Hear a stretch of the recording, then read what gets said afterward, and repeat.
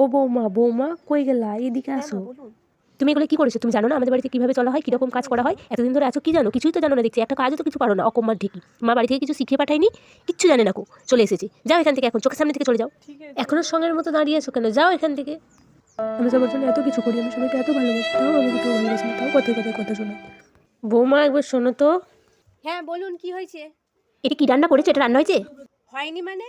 না হবে নিজে রেঁধে খাবেন, আমাকে বলবেন না। আমি আপনাদের জন্য 7 পদ রেঁধে সাজিয়ে গুছিয়ে দেবো, আর আপনি বলবেন ভালো হয়নি। যেটা পারবেন করবেন, নিজের গতন নাড়িয়ে করে খাবেন, আমাকে বলতে আসবেন। ছেলের বিয়ে দিয়েছি কি গতন নাড়িয়ে খাওয়ার জন্য?